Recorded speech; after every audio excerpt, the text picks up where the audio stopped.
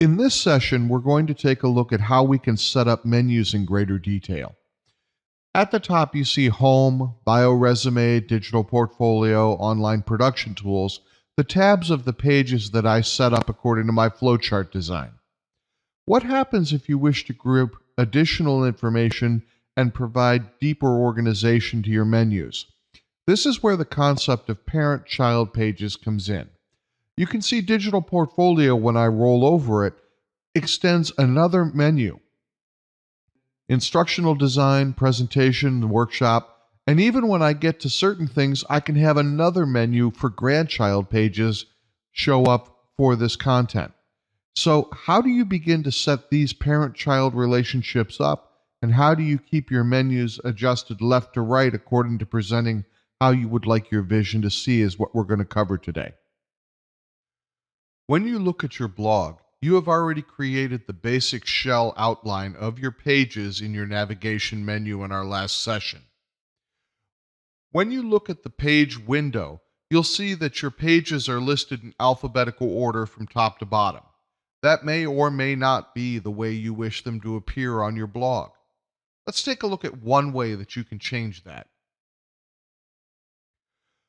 When you look at the page area where you can publish, on the right-hand side, we've already gone through the publish options, but underneath that is a powerful window called Page Attributes. You'll notice here that you have a section called Parent, and you also have an option called Order. We had talked about parent-child pages and where you could create drop-down menus. This is where you can do that. You are going to identify the parent page or the one that comes before, and you are going to link this page to it. So for example, I have air checks as this current page.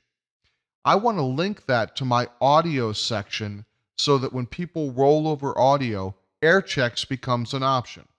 So I am going to make audio the parent page of my air checks. By selecting that, and then hitting update. When we go back to our blog, you'll notice that air checks is no longer in the menu. When we roll over audio, air checks then becomes a child page underneath as part of our drop-down menu.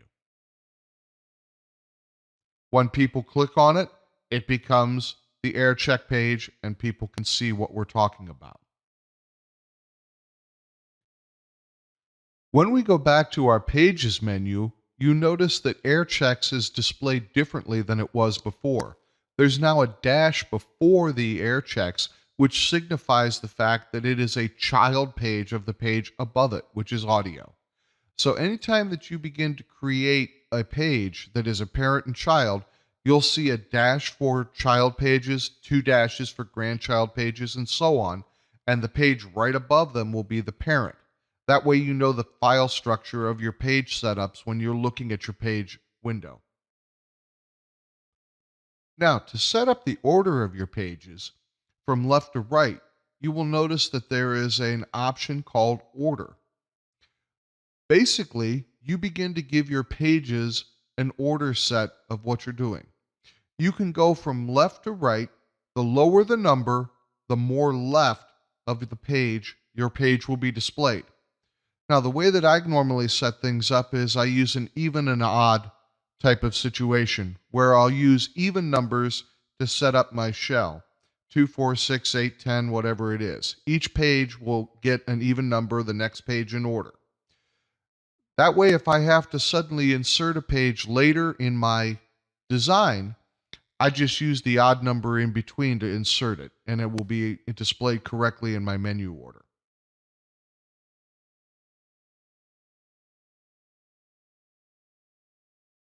Now, if that seems like a lot of work and a lot of clicking around to get things in order, you're kind of right.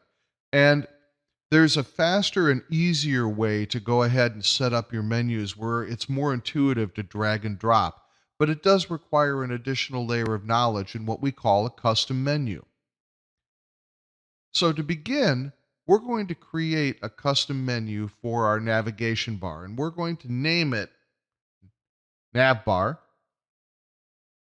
That way, when we look back at our custom menu names, we actually understand the function in which those things are created. Now, you can select all of your pages that you have to this point, add them to your menu, and you'll see that they are displayed here inside the custom menu box. You'll notice there is an area where there is an arrow in your box. If you click down, you can then begin to change the name and move things up and down of how you would like them to be displayed. So for example, if I wish to have my bio and resume to be the first thing displayed, I can drag that up and drop it. And I can begin to then sit down and rearrange my pages in a drag and drop environment where it's a lot faster and a lot more intuitive than trying to use numbers and moving things back and forth. The creation of parent and child pages in this area is also a lot faster. You'll see that I have my portfolio window here, and I created audio, video, and air checks as part of my content that was going to be a subpage of portfolio. Watch how quick and easy this is to do. I'm going to drag audio, video, and air checks into the order that I would like them to be. To make them subpages now, I'm just going to drag them right to the right. Notice I have dragged air checks under audio, and you can see that it begins to work almost in an outline system. Now I can create my menu, and I have basically set up my structure of pages in a much more efficient and fast way where I can drag and drop things the way I want them to be. Now, there's a couple of options that you need to notice. Down underneath under menu settings, there is an area where it says primary menu. I'm checking this because this is my primary menu for navigation. Now, in WordPress, normally when you add a page, it's automatically added to the navigation bar as part of your navigation. In custom menus, you have the option of either enabling that or disabling that depending on how you want things to perform. Now, if you would like it to perform normally where you add a page and it adds to the menu, you would want to check this box that says automatically add new top-level pages to this menu. If you want to create additional pages and have them not published so that you can link to them in other articles, this is where you would leave this box unchecked. Now, in addition to the way we have demonstrated pages here, there's a couple of other things that you can do in custom menus that are really, really powerful. You'll notice here there is a links page. When I click this, I can actually add my content to the menu bar and have it jump off to another page. And I'm going to use my Twitter account here as an example. So I go ahead and I type in the web address that I would like to have the page appear. I can name this whatever I want. And I'll just say Twitter and ask it to add to the menu. Now, I can make this a sub page of my social media page. Click Save Menu to update it. Now I'm pretty much ready to insert this in. Let's manage locations. Some themes will actually give you the ability to put more than one menu in the page. So you could have one at the footer that had displayed certain things, one at the header that displayed certain things, and that's menu specific, and we'll get into that a little later.